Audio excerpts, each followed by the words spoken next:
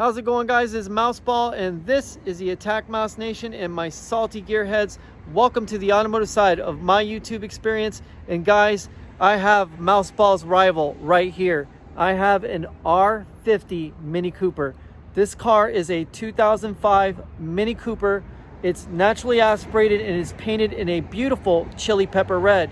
Now, it is a convertible, and there's no doubt about it. This car has a lot of features and it's a lot of fun to drive.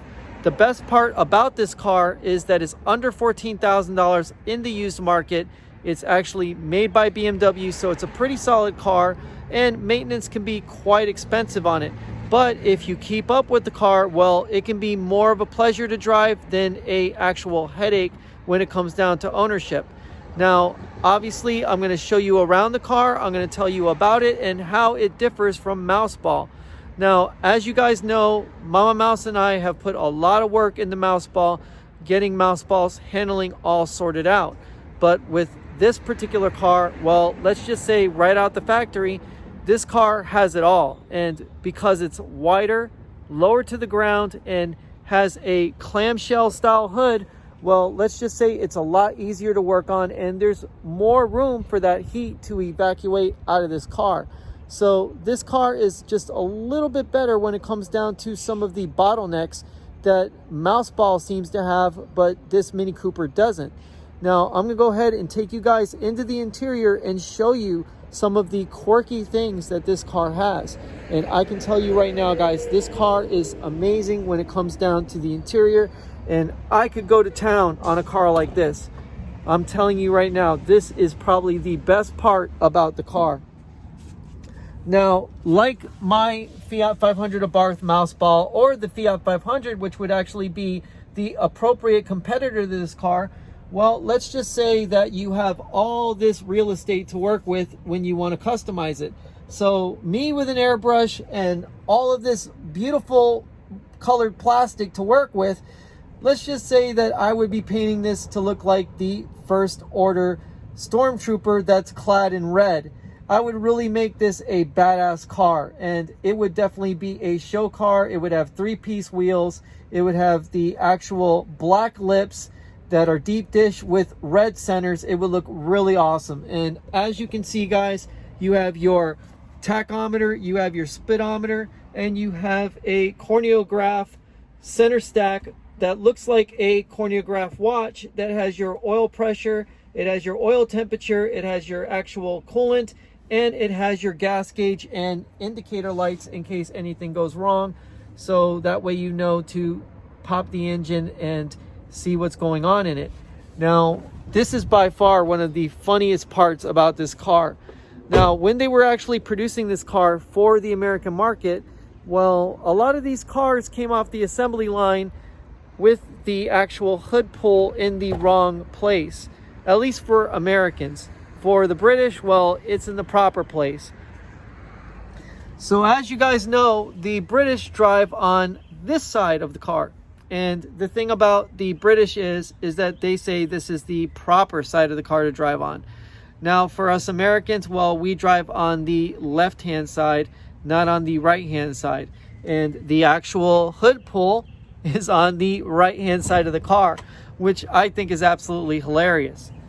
Now, right here, I'm going to show you this. This is actually what makes this car even more funny, is the fact that the actual hood release is on the left-hand side of the car. So I'll just put my hand under here, and there you go. We raise up the hood, and you have this clam style hood where you literally have access to almost everything on the car. Now, by far, one of the most difficult things to do on this car is the AC condenser and a couple of other things that have to, get the actual bumper removed.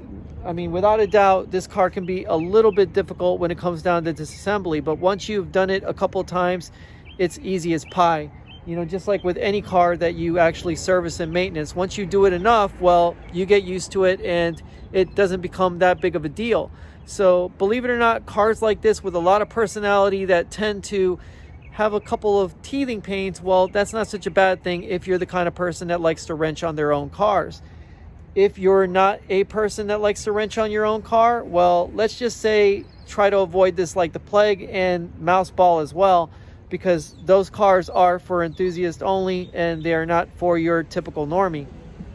Now guys, as you can see with the actual body lines, the Mini Cooper is a very clean sheet design. I mean, not a whole lot going on when it comes down to the whole side of the car, whereas Mouseball definitely has a lot going on when it comes down to the way Mouseball's designed, with Mouseball having a pinch in the belt line, plus not to mention that the fender arches that are literally blended in with the car. Mouseball is totally different. Now both of them have the doughy-eyed round eye headlights and have similar in shape taillights. But what's really cool about both these cars is, even though I don't have Mouseball as a convertible, the convertible tops are similar. And this is by far one of the coolest parts of this actual car. And I'm going to show you right now exactly what I mean. Now, when we go inside, and I'm going to actually show you in a driving video, but I'll show you here as well, you have the convertible top. And right up here, there's a button that you can press, and it literally opens up the top. Just look at that. And this lowers the glass, and we can continue to open up the top until it becomes a full-on convertible. And there you go, guys. There's your convertible Mini Cooper, and that looks amazing. You got the roll hoops in the back, and everything looks incredible. And now we're gonna put the top up, and it doesn't take long for the top to come back up and for everything to seal back in. And there you go. German engineering with a German tuxedo, I guess. But nevertheless, guys, this car is really awesome. And there you go. Doesn't have the greatest exhaust note, not like Mouseball. Mouseball has a much better exhaust note. And I'm just trying to fiddle with the seat a little bit, and this floor mat, which gets in the way. But right here, this car I could have a lot of fun with. I could do a lot of things with. And obviously this car is good for turbocharging. It's good for supercharging. And if you're the kind of person who wants to avoid all that mess with the actual modifications to get more performance out of this car as a naturally aspirated model, well, you've got your John Cooper Works, which is your top model with over 200 plus horsepower. You've got your Cooper S with just around under 200 horsepower, and you've got your Grand Prix model, which is currently available with just over 260 to almost 300 plus horsepower. So there's no doubt, guys, this car is amazing. It is a great rival to Mouseball, but obviously Mama Mouse and I, our hearts are with Mouseball, and we wouldn't imagine driving anything else, despite the R50 Mini Cooper being by far one of the best values of all time.